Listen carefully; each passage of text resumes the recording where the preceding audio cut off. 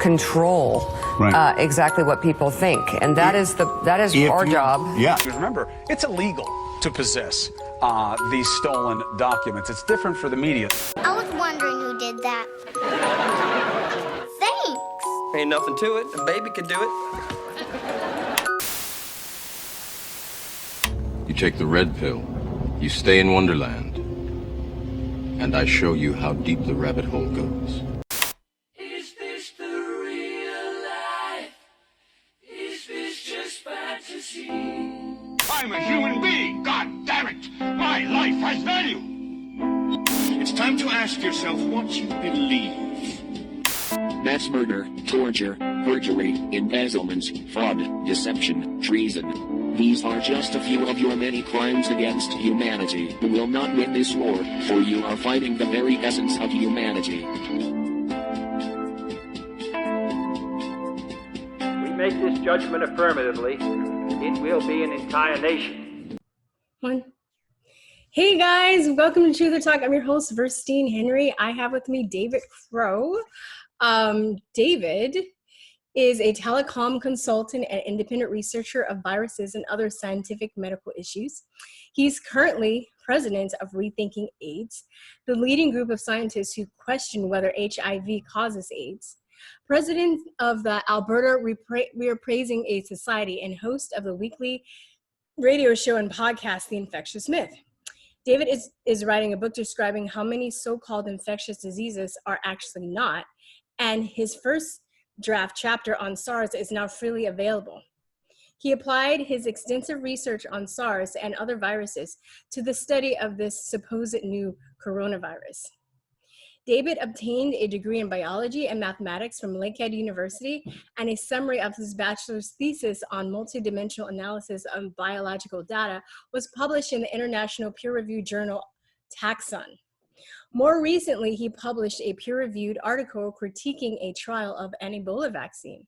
You can see more of David's work on disease epidemics at theinfectiousmyth.com. Welcome, David Crowe. Hey, David. Thank you for having me. You're welcome. Thank you for your research. It's always good to see scientists going against the grain, you know? I think I got OCD or something. Well, I don't know. I think it is kind of fascinating. You know, I'm not like a scientist, but I've independently researched vaccines, and it's kind of just like a rabbit hole where you go down, and it's just one thing leads to another thing, and you kind of just can't stop. It gets kind of addicting, but you also see the corruption that's going on by disempowering people with information, and you want to stop it, you know? I think the rabbit hole refers to Lewis Carroll, either Alice in Wonderland or Through the Looking Glass. And I've been quoting Lewis Carroll a few times because his sort of insane world that he conjured up, probably under the influence of opium, you know, bears a lot of resemblance. Like there's one quote in there about, you know, sometimes I can believe 5 impossible things before breakfast. And another one is Humpty Dumpty, who makes a cameo appearance in one of the books, says, when I use a word, it means exactly what I want it to mean, no more, no less. Yeah, that sounds. And there's a lot of this. It kind of sounds like the way that science is run today, actually, you know? Yes. You know? Yes. So, yeah, not too far off. So, I mean, I just wanted to start with asking you, what was the incident that got you to question the existence of viruses? Well, I first heard about HIV not being the cause of AIDS in the early 1990s, but I still firmly believed that it was a sexually transmitted disease at that time. But gradually, as I learned more and more about it and started to accumulate, I started to build a database, which is now well over 10,000 documents of papers I found interesting. And as I read more and more, I started to question, like, why do I believe it's sexually transmitted? There's lots of evidence it's not. And why do I believe that AIDS is even infectious? So I started to question that, and then I came across the work of the Perth group from Australia, and they questioned the existence of HIV. Is And that so, sorry? Is that what's his name? The Greek lady. Val Turner and Eleni Eliopoulos Yeah, Papadopoulos. I want to say Stephanopoulos, but I can't. Papadopoulos. Eliopoulos Papadopoulos. It's Papadopoulos. Yes. Eleni Papadopoulos. Yeah. So around 1999, there was in New York City, they declared an epidemic of West Nile virus. You know, it was kind of similar to this, except on a much lower scale. A few elderly people at a time of very hot weather and really bad air pollution died, and they tested positive for West Nile virus, so they declared this epidemic. So I said, why don't I apply the Perth group logic to the papers that are being published on West Nile virus? And I was shocked that the level of the papers on West Nile virus were even lower than the level of science in HIV papers. And, you know, so they basically did things like grind up brains of crows and add the, you know, take out the lumps and then add what's left to a cell culture. And then if cells died, that was considered isolation of a virus. So then I started down this path, and somebody told me, you know that polio is an environmental disease. And I kind of went, no, you're crazy. Like, everybody knows it's a viral disease. Yeah. When I looked at the evidence, it was much stronger for it being environmental. And then I looked at mad cow disease, which is not believed to be a virus, but a prion, but same basic logic applies. And there was a very strong theory by a farmer from England about it being poisoning due to a pesticide. And then around... Sorry, mad cow disease? Yes. Okay. So mad cow disease was a big thing in England, and they killed hundreds of thousands of cows in an attempt to eradicate this infectious disease. But what they don't tell you is the disease started after the British implemented a pesticide program for cows using an organophosphate pesticide called Phosmet. And that mad cow disease really never took hold in any other country. And of course, no other country had the pesticide program. So if it was really infectious, it should have gone to Canada and the United States and other places where there's lots of cows. But I mean, Canada has sporadic mad cow cases, like maybe 2 or 3 a year. So obviously whatever it is here, but it's not spreading like an infection. So how can that be? Yeah. But I guess what's most relevant is in 2003, when SARS happened, I really did a lot of research after SARS. I read every paper that I could find, and some of it just blew my mind. What I found was that the disease was not as infectious as they said it was, if at all.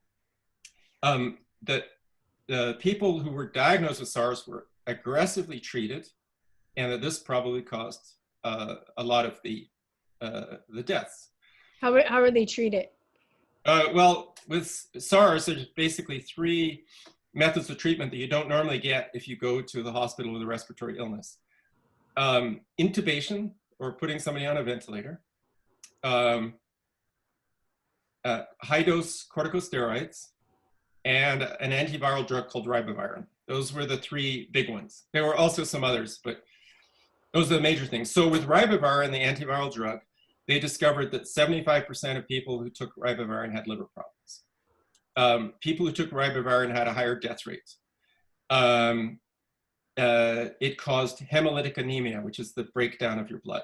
So that's ribavirin. It's a really nasty drug. If anybody knows anything about AIDS, it's a cousin to AZT, the first AIDS drug, same type of drug. High-dose corticosteroids left people with permanent neurological damage, and it caused osteonecrosis, the breakdown of your bones. So after SARS in Hong Kong, they had an epidemic of hip replacements and other joint replacements due to the high-dose corticosteroids. I have a friend that happened to from those drugs. Yes. Yeah. You know, it's like I said to myself a few years ago, like, you know, everybody says it's amazing what they can do with hip replacements these days. It's like, why do we need so many? I know. Why do we need any? Like, yeah, like exactly. I mean, there will always be people who need hip replacements. You know, people have degenerative conditions, people have accidents, whatever. But I think a lot of them are probably due to drugs. The third thing that I did not take as seriously as I should have was intubation.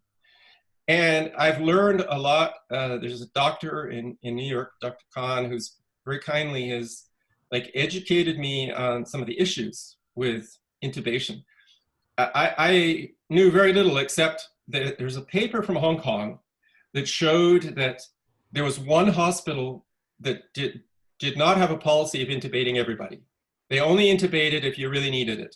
The other 13 hospitals in this study all intubated SARS patients immediately. So those 13 hospitals. Sorry, I have one. What is intubation? Is that Okay, so that's where they stick a tube down your throat and then they feed oxygen directly into your lungs. So is that ventilator? Ventilator, intubation, the same thing. Okay. Sorry. And I'll explain a little bit more about how they do it and why that's a problem. So the data that I had was that the 13 hospitals that intubated immediately had a 4 times higher death rate than the one hospital that did not. So they said, well, maybe it's because the one hospital that didn't intubate was not getting patients who were as sick. But when they looked at the patients on admission, that hospital was getting sicker patients, not less sick. So the death rate might have been more than a 4 times difference. And this is what's really important, is the reason for intubation is not because the patients need it. They're not giving you oxygen through a tube because you need it. They're giving it because the doctors and nurses are scared they'll get infected by SARS or the new coronavirus. They are intubating people for their own, out of their own fear. And so another thing this paper found was that in the hospital that did not intubate, there was not a single case of transmission of SARS to a healthcare worker. So the fear was obviously misplaced. So what I've learned about intubation is that if I try to stick a tube down your throat, there's nothing that I could do to you that you would fight me harder on, right? Yeah. I could not get it in your mouth. You would clench your mouth, you would try to spit it out, you would fight me with everything you have. So they have to paralyze the patient in order to get a tube down their throat. And then when the tube is down your throat, your body has this reflex to get rid of it. So they have to keep you sedated while you're on this tube. So it is a nightmare experience, literally a nightmare experience. They've interviewed people who've been successfully taken off ventilators. And they found these people describe a semi-awake nightmare that goes on for days. So in other words, their body, in order to fight off the tube, generates these fear-filled dreams. You're sedated, so you're not really awake, but you're still dreaming. And so the people who are looking at you in the hospital don't realize that you're going through this horrible experience that can, cause psychological because you're like in a catatonic state. It's kind of like what they call the locked-in syndrome. You've got somebody who's paralyzed, who has no ways to communicate to the outside world. Inside, their brain is completely functional, and they are so frustrated because they cannot communicate. And it's a little bit like that. And so putting somebody on a ventilator or intubation can also cause a cluster of symptoms caused ventilator-associated lung injury. And if you look that up, there's a whole bunch of things that can go wrong. Yeah, I just came across some stuff. I was telling somebody, I did a call-in show the other day about ventilator-associated pneumonia. Yes, so there's ventilator-associated pneumonia. Common. Yes. And so what Dr. Khan told me is that there is no difference between the progression of the disease and disease caused by the ventilator. So if you put somebody on a ventilator and the ventilator causes them to get worse, you think the disease is making them get worse. So in New York City, they recently reported an 80% death rate on ventilators. I think that what's happening is that from the top, the bureaucrats are saying, we've lost 20% of our workforce. They're out on quarantine for coronavirus. We need to protect our workers. If we ventilate everybody, if we intubate everybody, then we can protect our workers and we're not going to lose all our nurses and doctors. But the doctors who are actually doing this are seeing all these patients die. And so there's a little bit of a revolt happening where doctors are starting to say, we don't think intubation is a good idea because we have such a high death rate. And there's been some actually mainstream media reports about like the 80% death rate in New York, and about how some Italian doctors are saying, you know, we need to go about this more gently. And if you can put a face mask on somebody, then that might be a much better solution than immediately intubating them. Yeah, just giving them oxygen, right? Yeah, so basically there's 3 steps. You can put like tubes up somebody's nose. You've probably seen a lot of old people with a tube up their nose. I've had asthma, so I've had asthma attacks. Right. Yeah. So that's like the least intrusive. And then they put a face mask on your face, and then they can give you a higher level of oxygen. And then there's intubation. And but there's a big step up. Too, by the way, though. Those things still suck too, by the way, having tubes up your nose, and they're not. Yeah, it sucks, but having a tube down your throat sucks a lot more. Sounds worse. That sounds worse, yeah. Yes. So I didn't really realize during SARS just how bad ventilation was. I've learned a lot more about it, so I've become a lot more critical. And I think this could be, you know, part of the reason for the increasing death rate. People are saying, well, why are people dying? Well, we cannot separate out the virus from the aggressive treatment or from people dying because of fear of the coronavirus. And let me give you an example. I was contacted by a nurse who was upset because he'd just been consoling a new widow. And she was a widow because her husband had died of a heart attack. Nothing to do with coronavirus, except it did, because he'd been having chest pains for several days and he refused to go to emergency because of fear of contacting the coronavirus. So he had a massive heart attack and died. If he had gone to emergency when he first had chest pains, maybe they could have saved his life. So he was a coronavirus death, but he had nothing to do with the coronavirus, and he had nothing to do with aggressive treatment. He had to do with fear of the coronavirus. And I think people have said that emergency rooms are empty in many places. I'm a hospital carer. I go to 10 hospitals a week, and the hospitals are less than, I mean, they're way less busier than normal, and they're even laying people off. Yes. So I think there's 2 reasons for that. First of all, like this guy, there's people who are so scared of catching the coronavirus, and they see hospitals as the place you're most likely to catch it, that they're going to put off going to emergency until they're really, really sick. And so then instead of having somebody coming in with pneumonia that's just starting, you have somebody who's had pneumonia for a week, and they're now barely able to breathe. So you end up with a much worse person, a person who never would have got into that state if they hadn't delayed going in. In England, there are posters all over the place. If you are sick, go home and self-isolate. Do not come to emergency. Do not see your doctor. So the question is, and then they say, unless your symptoms worsen, but what exactly does that mean? You know, like some people are going to tough it out, and they're not going to go to emergency until they can't stand up or something, right? So it's possible that some people are dying just because they're delaying seeking medical treatment. And somebody pointed out, well, are you saying that everybody who has a fever should go to emergency? And I'm saying, no, I think, most people know if you have a fever for a couple of days and a cough, it probably is going to go away. But there comes a point when you realize that in this case, it's not going to go away. It's turned into pneumonia. And if you have an abnormal situation where you kind of figure that it should be getting better, but it's not, then that's when you should go to emergency. And I think people are giving it a couple more days. And if you have pneumonia, that can be 2 critical days, right? It's going to be that much worse in a few days. Well, there's also the fact that they're just writing down on the death certificates that people are dying from coronavirus when they're not as well. Well, the National Vital Statistics System put out a memo that said, here's your new code for coronavirus, and we expect this code to be used if coronavirus caused the death or it was a contributing factor. So they're asking that the leading cause of death be listed as coronavirus, even if you had a 85-year-old person with active cancer, liver disease, diabetes, and they died, it's going to be a coronavirus death. In Italy, they said the same thing.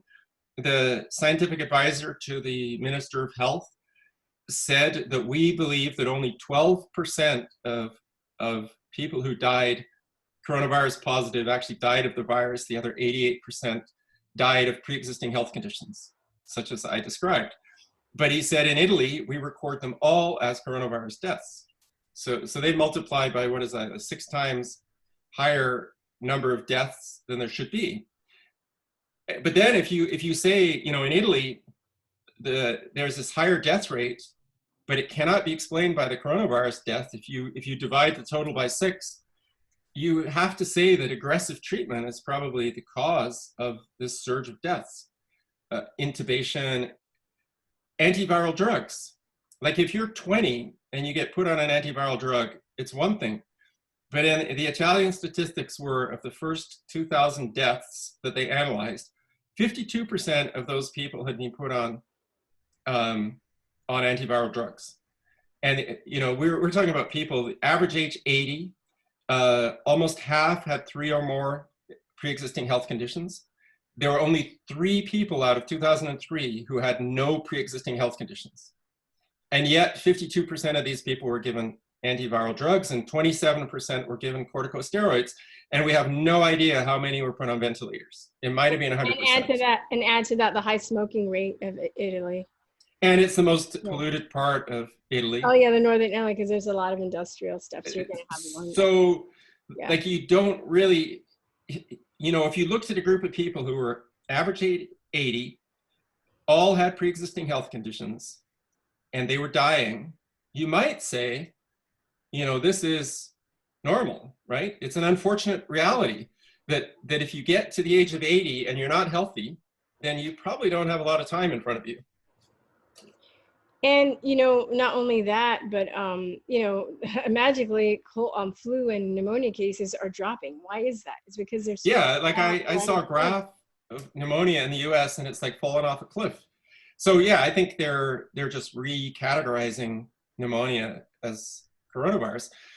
Somebody was saying in England is that normally they record a death as pneumonia, even if they have a positive flu test. But coronavirus has been categorized as a special disease that needs to be reported. So in England now, if you die of pneumonia and you're coronavirus positive, it is just like the US and Italy, it is a coronavirus death. But if you died with a positive flu test, it would be pneumonia. So these games with death statistics are really important, because when it goes in front of the public says, oh my God, we have, you know, 10,000, 20,000, 100,000 deaths from coronavirus. But what they don't realize is that many of those people had other serious illnesses that were going to kill them, and the coronavirus probably had nothing to do with it. And they're not going to go back and recategorize that data and correct it. You know, that's the thing. I don't think so. It's just insanely crazy. Well, I mean, that's the crazy thing about statistics. I remember years ago reading an article that Statistics Canada put out about secondary causes of death, because the reality is that almost all the statistics are based on leading cause of death. So the person died of AIDS, they died of diabetes, they died of heart attack, whatever. And they ignore the secondary causes. So they analyzed, and what was interesting was that if you have AIDS, for example, you have to die of something like a cancer, an infection, or something like that. But with AIDS was always the leading cause of death. But if you had diabetes, you probably died of a heart attack, you died of you know, gangrene, insulin shock, something like that. That was put as the leading cause of death. So diabetes was not that common as a leading cause of death, whereas AIDS was. And so it completely distorts the statistics. And then people, you know, statisticians and public health officials go around and they analyze the statistics, and they completely ignore the fact that the statistics are warped and biased. Wow. Yeah, and it's really frustrating. So I want to get back to I wanted to ask you, because you were almost there and then we got on this tangent, which was, it was a good tangent though. What is a proper technique for isolating viruses and purifying them? Well, this might be the last time I say this, because I've been using this too much, but you know how they say that you can tell if politicians are lying when their lips are moving. Yeah. You know that virologists are lying when they use the word isolation. Okay. Okay, so isolation to a virologist could be that you take a nasal swab, you add the nasal swab material to a cell culture, you let the cell culture sit there for a little while, and if you observe any cell death, that is isolation of a virus. It clearly is not. Isolation means to separate something from everything else. What you have detected is a non-specific sign that there was something in the nasal swab that caused cells to die in the cell culture. But most of what's in the nasal swab is cellular material. It's either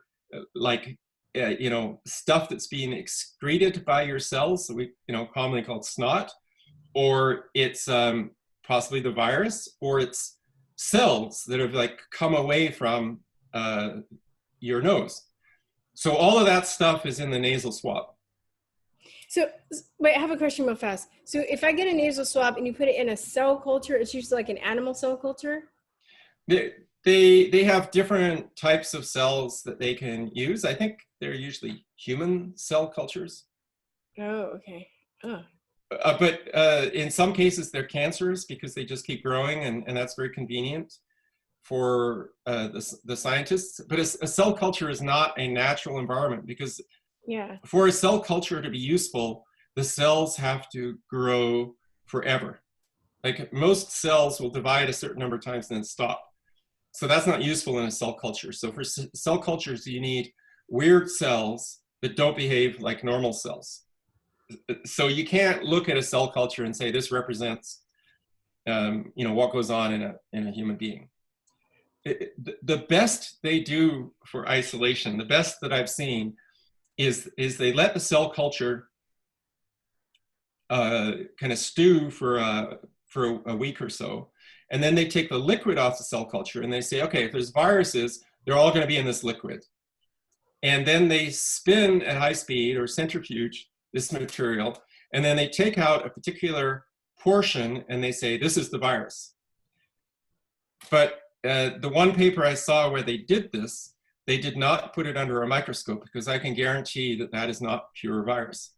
And the reason I can say that is in 1997, they did this exact thing for HIV, and they discovered that what they thought was pure virus was at least 90% impurities. And in fact, it could be 100% impurities. There might not have been any HIV in that sample. So it's like they're stuck together. You can't separate them really, right?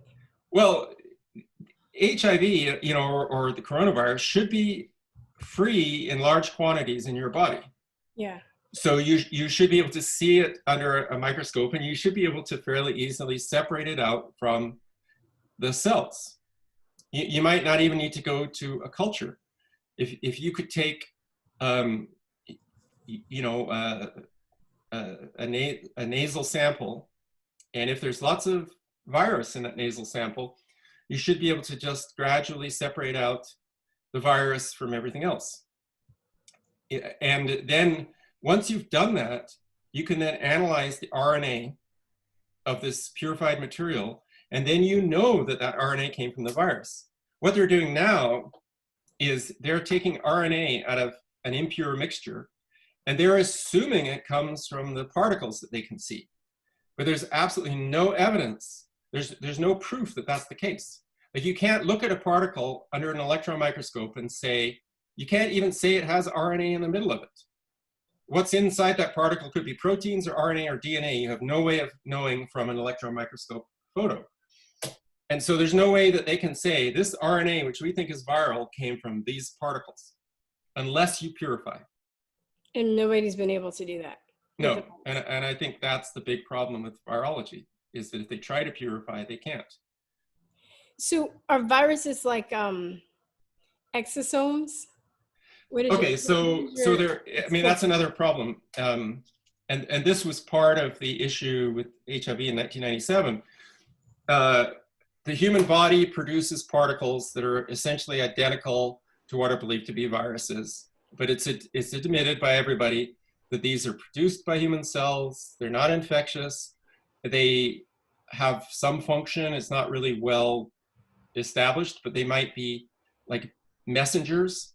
So if your lungs are, under attack from pneumonia, maybe they will produce exosomes, which will cause another organ in your body to produce some compounds that will help the lungs fight off the infection, something like that.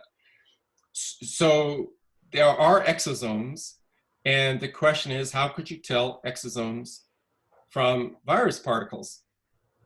Well, you could probably, if you had a lot of exosomes, you might be able to purify them, so purification alone isn't going to tell you that. But if you expose an animal to these particles, if you can induce disease, and if the animal then produces more virus in its body, then you could say, well, that's an infectious virus. If you expose an animal to exosomes, probably nothing would happen. So do different species have different exosomes? Create different exosomes? Like dogs and... I think humans produce lots of different exosomes. I'm not an expert on how they differ between species. I mean, every animal has a different metabolism, so it would make sense that, there were some, the exosomes in a frog and the exosomes in a human might be different, but I don't know that. But they do have them, right? Other species do have them. Yeah, I believe all living, what we call eukaryotes, or complicated multicellular organisms, have exosomes. Maybe some very, very simple organisms don't, but. So it's like, I'm just trying to wrap my head around when people are like, oh, they bioengineered a virus in a lab. Is that possible? Or exosome, whatever you call it. Okay, so there is the establishment of virology, right? And medicine is grouped in a protected formation around the virologists, saying, they're good people, they do amazing things, and we believe that they found a virus and it came from bats or pangolins or whatever, right? They're not too sure about that, but it came from some animal. And so you have critics like me who are saying, no, there isn't a virus. And then you have critics saying, well, yeah, the virologists created a military weapon, and the Chinese were going to release it on the world, but it got out accidentally and caused chaos, right? But that actually strengthens the position of the virologists, because now the virologists, instead of being benevolent gods, are like evil gods. But they're powerful in that not only can they study viruses, they can actually make them, right? So you've actually elevated virologists one step up in the pantheon. Okay, they've gone from a good god who can study viruses to an evil god who can make them, but they're still a god. And I'm saying, no, virologists are not God. They're deluding themselves. They are people who think they are God, surrounded by people who think they are God, but they are not. And they've deluded themselves into thinking that they have a virus when they have not proved it. And if it wouldn't be that difficult, they could take this centrifuged material and put it under an electron microscope. And if it's not pure, then they have a problem. And so they need to change their technique until what they're centrifuging is pure, right? They need to somehow figure out how to get this pure virus. If they believe it exists, they have a responsibility to prove it exists. Is it just kind of overlooked? Like, because I interviewed Dr. Andrew Kaufman the other day. We were talking about like Koch's postulates and stuff. Is it like, I'm sure they're taught this in school? Were you taught this in school? Koch's postulates? I didn't study virology in school or bacteriology. Yeah, but you biology, right? Yes, but I mean biology, yeah. I didn't learn about Koch's postulates until afterwards, but they pay lip service to Koch's postulates. One of the things I discovered when I was studying SARS was a paper by Thomas Rivers from 1937. And I want to quote this accurately. It is obvious that Koch's postulates have not been satisfied in viral diseases. So this is top virologist in 1937 saying that Koch's postulates have not been satisfied. So this says a couple things. First of all, he knows what Koch's postulates are, and he knows that virologists haven't satisfied them. So that's a big problem. Now, why did I discover this when I was studying SARS? Because his paper was referenced in 2003 as backup for a claim that they'd satisfied Koch's postulates. But what they actually said in this paper in 2003 is that Thomas Rivers substituted Koch's postulates for 6 other postulates, which we're going to use instead. But those postulates are not better than Koch's postulates, they're worse. They're not as logically consistent, and they don't prove causation. But the funny thing about it was that Thomas Rivers actually never had 6 postulates, that the scientists never read his paper and they got confused and they took the 6 postulates from somewhere else, which kind of tells you how sloppy things are. Yeah. This is what Thomas Rivers said in 1937. He basically said, look, if we have to satisfy Koch's postulates, we may as well shut up shop and go home and declare virology dead. So our solution is to water down Koch's postulates to the point where we can satisfy them. So this is what he said to replace them. A specific virus must be found associated with a disease with a degree of regularity. Okay, can you define a degree of regularity? No. I think what it basically means is if a big important virologist like Thomas Rivers in the 1930s comes along and says, well, that looks like that virus is associated with that disease with a degree of regularity, so that satisfies my first postulate. So it basically comes down to the say-so of a virologist. Yeah. Somebody will say, that's regular, common. Others will say, nah, it's only 30% of the cases.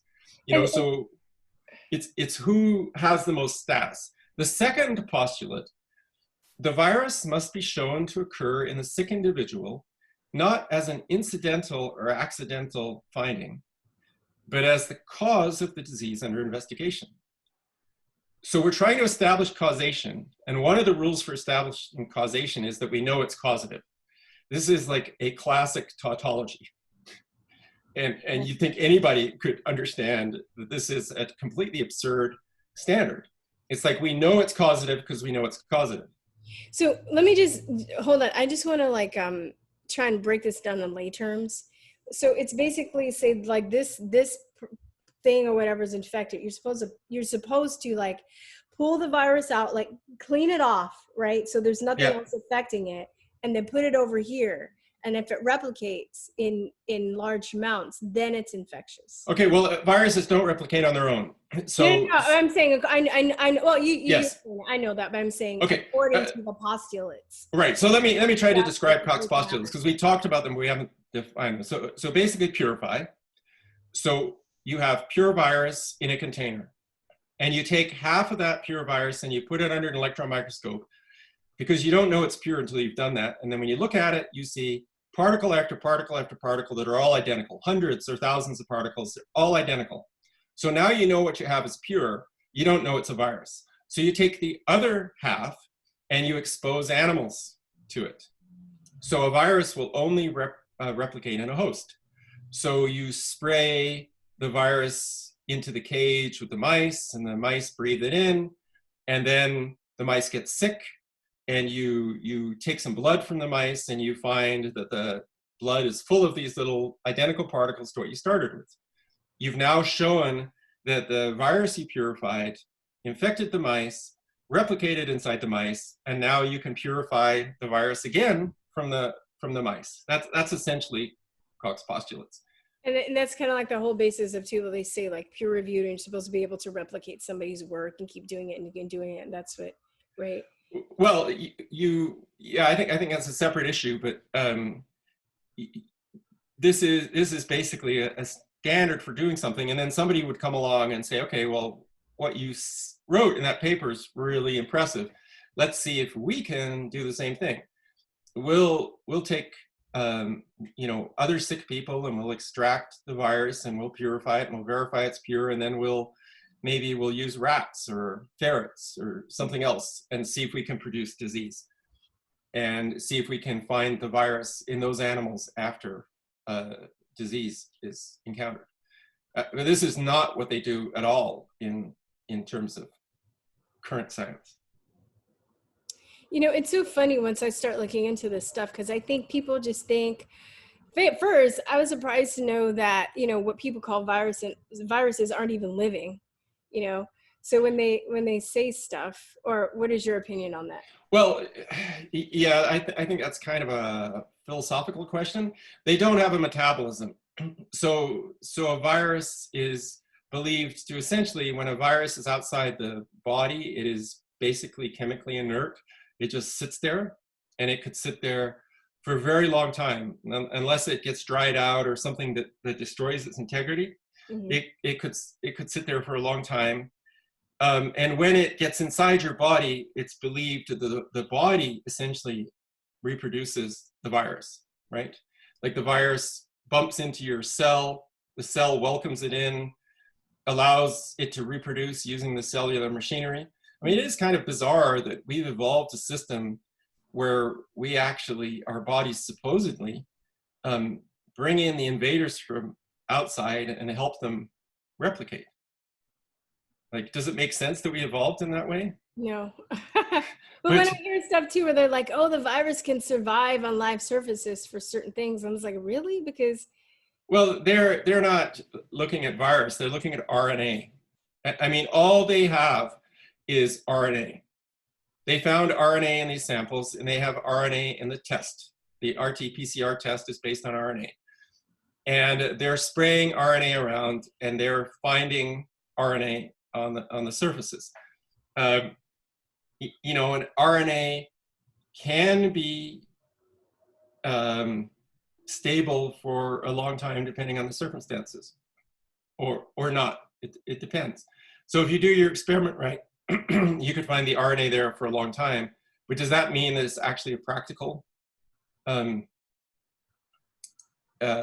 means of infection?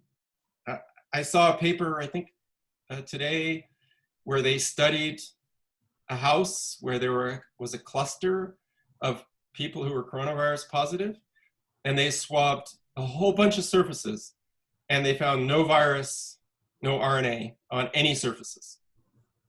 So now if these people were truly, if this was truly an infectious virus, every time somebody breathed out, they would be breathing out virus particles, and they would be landing on the sofa or landing on, I mean, they even tested the cats to see if the cats had coronavirus on their fur, but they didn't find them anywhere.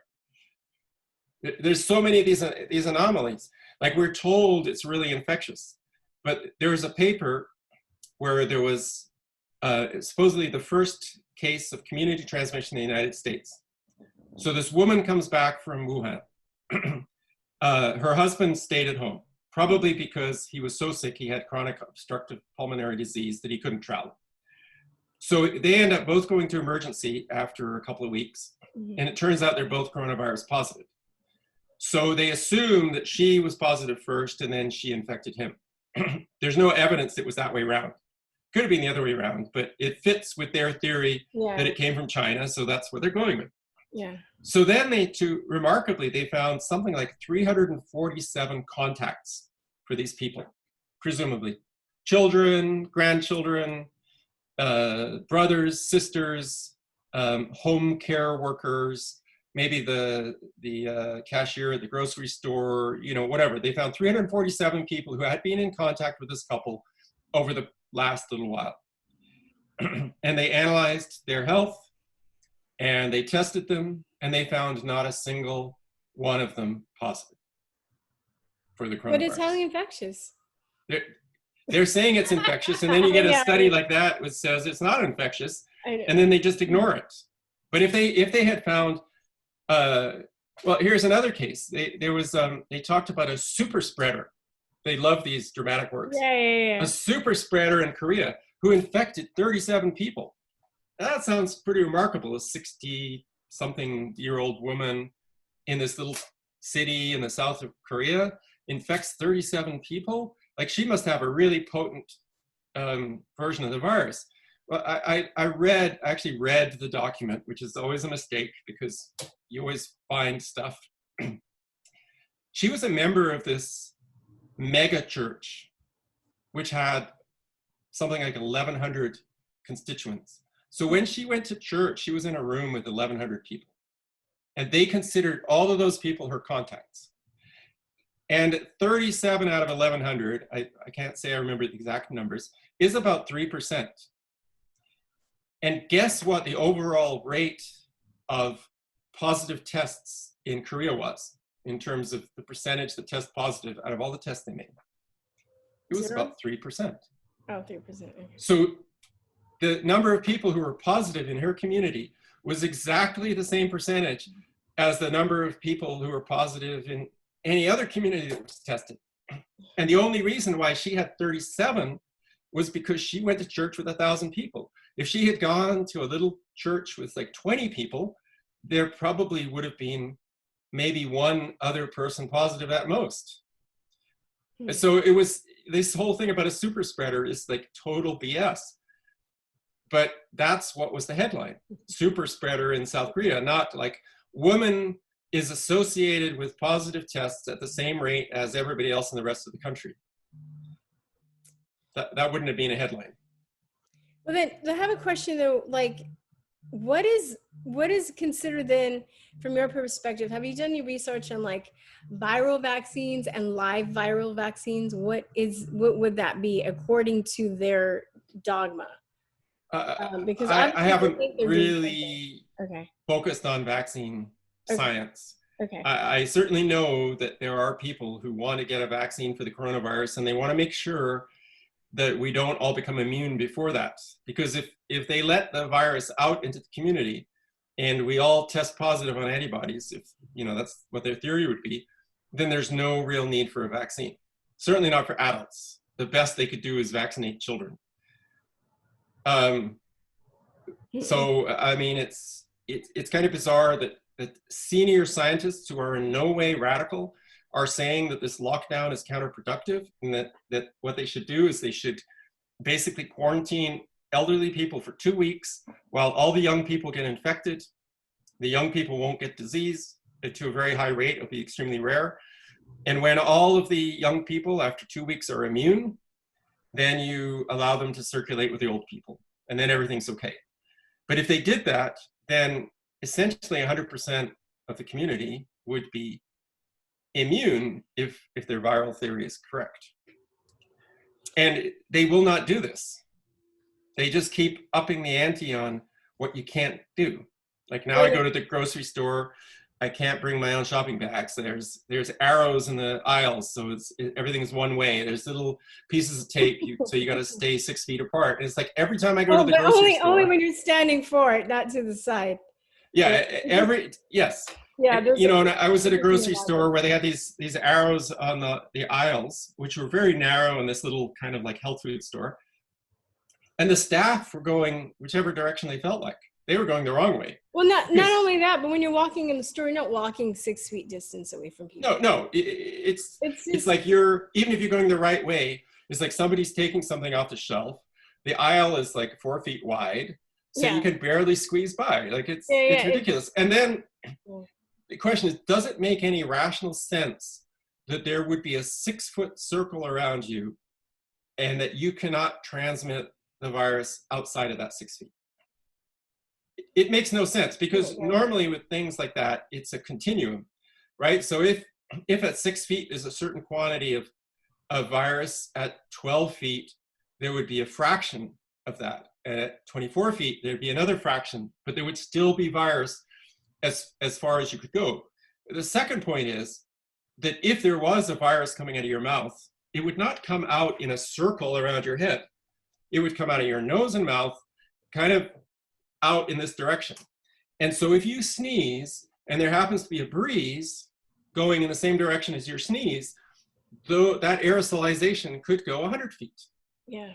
So the 6 foot, the 6 foot distance is a complete placebo.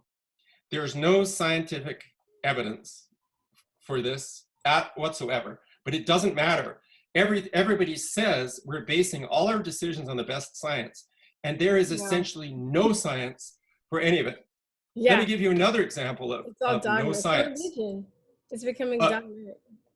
So this is quite funny, because there's a paper recently published by the journal Emerging Infectious Diseases. Actually, it's not published until May, but there's an online copy. So guess who publishes emerging infectious diseases? CDC, Bill Gates. CDC. Okay. Okay. So this is coming from the center of the vaccine, of the virus panic. This paper. And what does it right. say? That was a Freudian slip. You're right. They have Yes. Yes. They have patents on vaccines. So yes. they have a A Freudian slip. Okay. Hand hygiene, washing your hands, is a widely used intervention, has been shown to effectively reduce the transmission of gastrointestinal infections and respiratory infections. However, in our systematic review, we did not find evidence of a major effect of hand hygiene on laboratory confirmed influenza. So they're saying that washing your hands has no impact on influenza. What else did they find? We did not find evidence that surgical type face masks are effective in reducing laboratory confirmed influenza transmissions. Can you send me that paper? Yes. I've been talking on my channel about how I know I had some other references, but I've been talking to my channel about how the masks don't work and it's ridiculous. Yeah, they also said in this paper that, you know, like the N95 masks, the ones that look like World War II gas masks with the carbon filters or whatever they are. Yeah. Respirators such as N95 and P2 masks work best when they are fit tested, right? So if you just grab one and put one on, it probably doesn't perfectly fit your face. And if you have a small... shave your, if you had a beard, right, you have to shave it and get it, like, fit it to your skin or something. Right. So if you have even a slight hole, every time you breathe in or out, a large amount of air will go out of that small area, right? Just because there's only so many places for the air to go. The filters will resist, but that little strip that's open would let a lot of air in and out. So completely a placebo. So also, can't you get sick by having continuous moisture in your mask and having other stuff build up in it and not because you're not having that circulation? Yeah. One of the things that people don't realize is that every action designed to mitigate a harm has the potential to cause its own harm, right? So, you know, like intubation is designed to give oxygen to people who can't breathe easily, but it could actually introduce infectious organisms into the lungs and make the problem worse. Yes. It can cause physical damage to the lungs. The pressure can cause some of the alveoli, which do the oxygen exchange, to burst, further reducing the amount of surface area to do oxygen exchange. So it's an example of where you have an intervention to do something, and it does the opposite. And so we wash our hands, but how many of us are going to get skin problems because we're overwashing our hands? We know that overwashing is a problem. Yes. Right? I said that too. People think I'm crazy because Yes. I'm chemically sensitive to a lot of stuff. So I don't use hand sanitizer. Yes. Those wipes and stuff. The only time I use hand sanitizer is when I'm out hiking and I go to a washroom and, you know, it's a pit toilet and there's nothing to wash your hands with. I figure that's, you know, maybe a justified case because you don't want to get sick eating your sandwich. On your hands. If you're thinking about germs and stuff, you have to wash it off with water because it like stays on your hands. I would rather use water. Like if they had if there's water available, I'll wash my hands with water. Not necessarily soap. I don't think soap is really necessary unless you really have some bad stuff on your hands. So all of these things can have consequences, like telling people to stay at home because you're afraid of them infecting people at the hospital can cause people to show up at the hospital sicker, or it can cause people to not go to the hospital when they have a serious health problem. So everything that is being done has consequences. Telling people to lock themselves in their home. What if you're depressed? Mm-hmm. What if you have an alcohol problem? What if you have a drug abuse problem? What if you and your partner don't get on that well? So there's going to be increases in suicide, in alcoholism, in drug abuse and drug overdoses, in domestic violence. obesity, Yeah. you know, all kinds of things. I mean, what are we doing to ourselves if this goes on for 6 months? I mean, the irony is more people die of those things than the coronavirus anyway. So yes. when you're I creating mean, more of I that, heard about this tragic case of a man who thought he'd infected his wife with the coronavirus, and so he killed her and then killed himself. yeah. And it's like, that is totally irrational, and yet it's not. Like, if you believe what you're being told by the media, then what he had done to his wife was horrible, and he decided that rather than seeing her die of this horrible disease, he was going to end it for both of them. Now, I mean, obviously, if he thought a little longer, he would have realized it was really stupid, but it's like, that's the consequence of generating this massive panic. People are going to do really stupid things. I was reading about a guy. Both test negative. The story I read, didn't they both test negative for the coronavirus? Well, that would be a bitter irony if that was the okay. case. Well, the story I read, maybe it was another incident. Was that in Canada? I think this was in America. I just heard this story, Okay. so it's not something I have to back and up then for. so the story I read, they ended up actually testing negative. I think they got tested, or they thought they had it, or whatever. Well, like, when this first started, I saw all these things on Twitter from these really needy people saying, I have the symptoms of coronavirus and they won't let me get tested. It's like, there are no symptoms of the coronavirus. Yeah. In the original Chinese paper, they said the only symptoms that were found in more than 50% of our patients were fever and cough. Those are not specific symptoms. There Right, can be like, a lot of stuff. They don't make any distinctions between the flu. right. And so if you think that you have coronavirus because you have fever and a cough, you have a psychological problem. You know, there's no reason to think that. Yeah. Your attention-seeking behavior or something. Especially during flu season and allergy season. Yeah, it's like there's there's allergies, there's other viruses maybe, there is you know, chemical sensitivities, there's all kinds of things that could cause that. And like, why do you think that you have the virus and that you need to go to the front of the line for testing? Like, that seems to me to be some kind of psychological issue these people were dealing with. Hypochondriac kind of situation. Yeah, like, I really want to have the latest cool fatal disease. But people get off on that, David. They love, you know, like I was telling a friend today, she was talking about how she was arguing with this lady, and, you know, she was like, my son is immunocompromised and blah, blah, blah. And she's like, well, you know, you can do this, this, and this to strengthen your immune system. But no, she'd rather fight my friend and call her names. And she just had a really nasty response. And I was just like, you know what? She probably, you know, people get attention from getting sick too, from being sick. There's people that like that. You know, there's some people that don't want to be empowered and they don't want to get better because they get off on that, you know. Right. There's a Victorian dystopian novel called Erewhon, which is nowhere spelt backwards. And this guy wanders into the mountains, I think in New Zealand, and he comes across this land where everything is backwards. And one of the things that he found is that being sick is associated with the greatest degree of shame. So if you get sick, you go home and hide and pretend you're not sick, right? Which I think was a commentary on the Victorian, you know, the tuberculosis victim who would, you know, they would say, oh, my pale skin is so beautiful, right? Because I've got tuberculosis, right? Like, there was this elevation of being sick to, you know, a higher status in society. And then the second thing was that if you committed crimes, that was something to be proud of. So if you stole your grandmother's inheritance, you'd go around telling everybody that you just stole all your grandmother's money, right?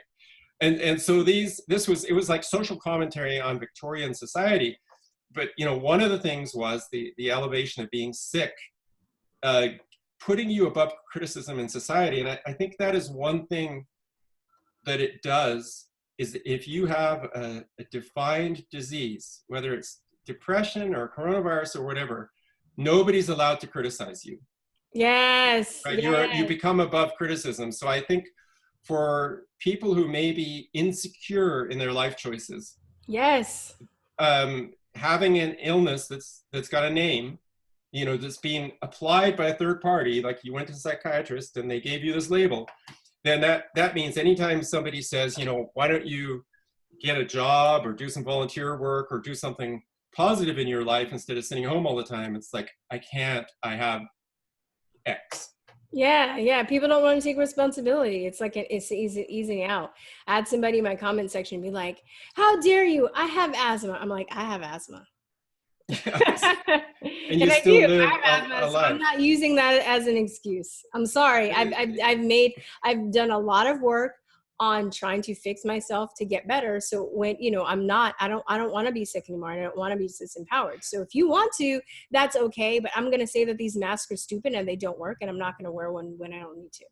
And I have to wear them for work. But as soon as I'm out, I'm like, and I'm just, you know, I'm out. I think, I don't know if you've ever heard another Victorian novel. I must seem really old. I think it's called The Secret Garden. And yes, it's like, I know The Secret Garden about so it's an invalid, right? Helen and Mary. And this girl sneaks into the garden, but it turns out he's not really an invalid at all.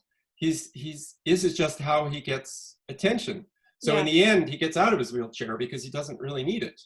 He's just it's either his parents have been coddling him, or he used this as a way of getting attention. So that was kind of the opposite of saying, you know, you can rise beyond your illness. And that's not to say there aren't people who are sick and who are struggling with severe illness, but I think there are people who could be, you know, getting on with life, and if they have some minor health problems, ignoring them, which I think a lot of people do, right? Like they have issues. I mean, there's people who are severely mobility challenged who still get around and do, you know, have an amazingly fulfilled life. But anyway, we're kind of off on a tangent. We're not on the but I mean, there's a guy who's that he's a public speaker. His name is Nick Vujicic.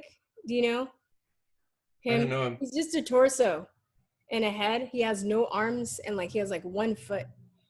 And he makes money doing public speaking. Right. When I was at university, you know, when I was at university in Canada, I used to see this this man in a wheelchair, and it's the first time I'd seen one of those sort of athletic wheelchairs that could go really fast.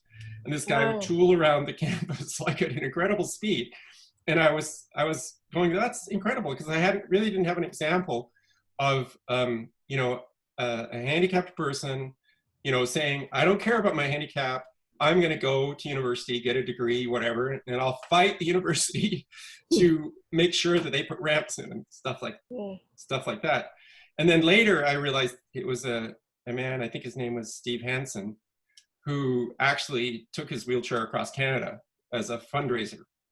Oh, wow. So he also is a motivational speaker. He's quite the character. Yeah. But I mean, he took what for most people was, you know, a life-ending tragedy, and you know,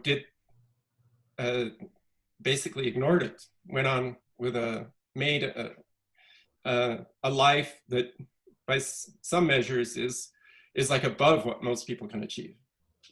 Yeah.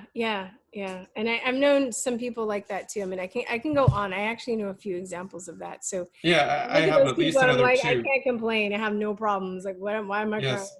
Yeah. You know, I have several other examples of that. So I mean, I think it's people at both ends of the spectrum. But anyway, we're kind of away from the coronavirus. Oh yeah. So I have a couple of questions, because it's been about an hour. So I just wanted to say, I want to ask you, you know, given your research you've done on polio, what are the similarities you've seen between the social conditioning of that era and what's happening with the coronavirus? And I should have added AIDS and HIV too, because there also was a scare with that as well. So right.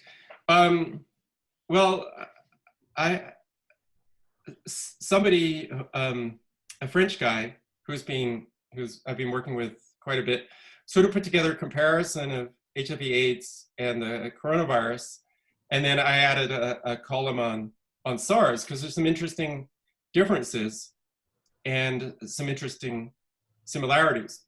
So I was talking to this nurse in England, and he said that they would not intubate AIDS patients because of the fear of infection.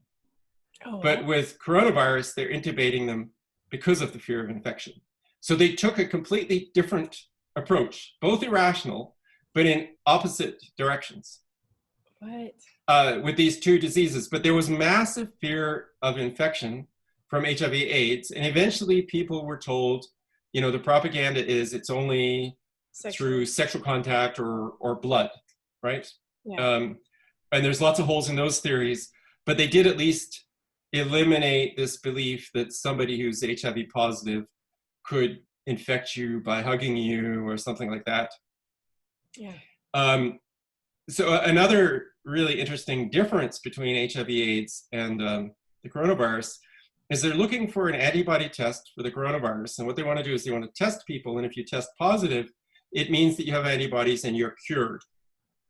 But with HIV, antibodies mean you have the virus. Yes. So antibodies mean you're sick, but with the coronavirus, antibodies mean you're well. Yeah, and that's what they say too. Like vaccines, when you get vaccines, you're supposed to get, it's supposed to give you the antibodies to fight off. Right, but not if it's HIV. And how do you come up with a vaccine for HIV when a vaccine produces antibodies, and antibodies are how you determine that somebody's infected? I've never figured that out. But Another interesting thing is that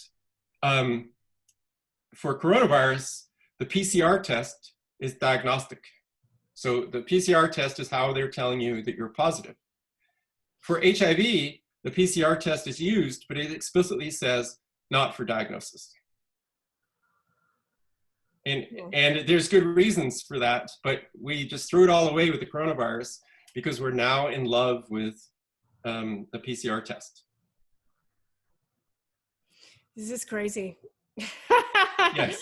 This is crazy. I just have one more question for you because before we started the interview, you were talking about how you were your friends are self-isolating, and I was like, oh, that must be very frustrating for you because you you know, just doing the work that you do.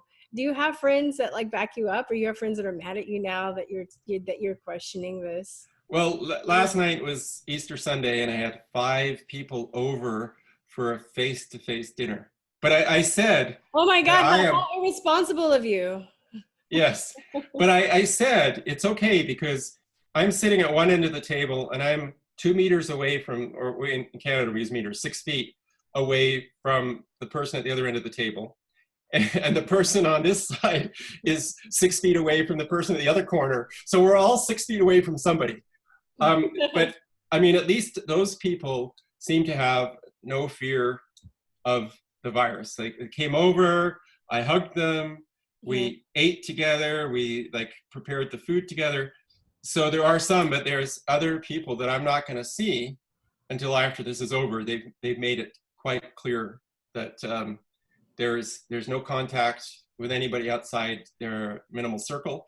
I was talking to one woman who said that she can't visit her family if she has uncontrolled visits with other people. So in other words, she can only see her family plus whoever else is approved. And if she goes to see friends, then she'll be cut off from seeing any member of her family. That's insane. So she's being forced into this kind of severe isolation. Well, you know what, too? They're just people that are just going to have to, like, I don't know, like grow some, like, huevos and, you know, stand. Cojones. Yeah. Some balls, some cojones, some huevos to, like, you know, because they're turning us against our friends and family over a boogeyman, over fairy tales, over dogma. Yeah, yes. As we've said in this, you know, this whole interview, no scientific information to back up what they're saying. And people are afraid to go visit their own families. This is just unbelievable. Yes, it's crazy. I was planning to visit my mother who lives on the other side of Canada, and it's like it's just like every week something would happen that made it less and less likely until her condo banned visitors. And you know, on that basis, I got nowhere to stay when I go visit her. So there's just no point in going, right? This is but she's 90, and she has not seen another human being for the last 2 weeks, except when she's gone for walks. and then everybody avoids her. Nobody wants to talk to her because, you know, they're afraid of infecting her, or they're afraid she'll infect them. So she goes for a walk every day. She doesn't see anybody. She comes home to a condo by herself, and she reads books and watches TV and tries to stop going crazy. But I mean, what if she suffered from depression? What if she was mobility challenged so she couldn't get out of her apartment even for a walk? She'd be stuck staring at the four walls with nobody for week after week. I mean, that's solitary confinement, and that is classified as torture by the United Nations. Yeah, and it's I was listening to this guy, Dr. Shiva, and he was talking about he found some science to back up that actually putting people in a state of loneliness can actually lower your immune system and make you sicker. Well, I did come across some evidence that hospital patients who have visitors do better than those who don't. And what we've done with coronavirus is you can't have visitors. In some cases, you can have one person visiting, like one member of your family can visit. That's it. And secondly, the staff, you know, part of the function of a nurse is to provide emotional support, right? To say nice things to a patient. I mean, the patient might be dying, but the nurse is still going to say, everything's going to be okay, sweetie. Don't worry, stuff like that, just to make the person feel better. But the nurses are hidden behind masks and spacesuits and gloves. So all this person, this old, scared, sick person is seeing is like, it's like you're in a science fiction movie. And there's no emotional support at all. Like, what does that do to their will to live? Yeah, and you can't read people's faces. I didn't mean to cut you off, but no, you're right. Like, it's like this, you know, and that's how you connect emotionally. Right, the nurse cannot smile at you because they can smile all they want. You can't see the smile, right? All you see is, do you know the Doctor Who, the Daleks? No, I haven't. I've heard of Doctor Who. Okay, so this is kind of like being treated by Daleks, right? All these beeping machines with flashing lights come in and do whatever's needed to keep you alive, and then they leave. And it's like, how do you know if they're evil Daleks or good Daleks? I think all the Daleks were evil, but anyway. Oh wow, yeah. I mean, I don't know. I think though it's the one. I mean, there are bad things and there are good things happening. And I think one of the good things is that because of this, I think people are questioning the medical establishment more now. And well, I hope so. I mean, I think that what has happened, I'm using this analogy. I saw this in a math textbook. So you're thrown into the Colosseum, which is circular, with a lion, and like you're the Christian and the lion, the famous, you know, tales from the Roman Empire. What's your best chance at survival? Well, you always run at right angles to the lion. So no matter if the lion chases you, you just keep running at right angles. He said the problem with this is it describes a spiral, and the spiral ends in the center of the Colosseum. And at this point, you can't go anywhere, and the lion eats you. So it will save your life for 5 minutes until you get to the center. And this is where the public health officials are, is that they keep saying, you know, we can ban this, we can ban this, we can keep people in their homes longer, we can do this, we can do that, we can do this. And they're going around in this spiral. And at some point, they're in the middle, and the only things that they can stop you doing is breathing and eating. And they can't do that. So then they get eaten by the lion. That's what I hope happens. yeah, I'm ready to eat some of these guys. Yes. See, I mean, maybe let me take that back with all the Satan stuff, this stuff that's coming out. I'm ready to see them get eaten. I'm not eating people. I don't eat people. Just want to make that right. But I would buy a ticket to see Tony Fauci eaten by a lion. Yeah. Just saying. I will. Like, anyway, David, where can we find you? Please let our. I'm putting everything that I'm doing on theinfectiousmyth.com. Okay. So if you go there, all the links to like my big article on coronavirus, I wrote something called Rarely Asked Questions, and some other documents I've written with other people, some of my podcasts that are specifically on coronavirus. So you can get a lot of stuff there. And your podcasts are still ongoing now? Yes, I just taped one today on the RT-PCR test with a world expert on RT-PCR. It's got some interesting quotes in it. Yeah, okay, cool. I will check that out. Thank you so much, David. I really appreciate it. And Thank you. It's been a pleasure. yeah, you too. All right, have a great day. Peace to your love, Okay. guys. Bye-bye. Oh, wait, don't hang up, David. Or stop. I'm going to stop it, and then I'll talk to you after for a minute. All right, guys, peace to your love. Bye-bye. And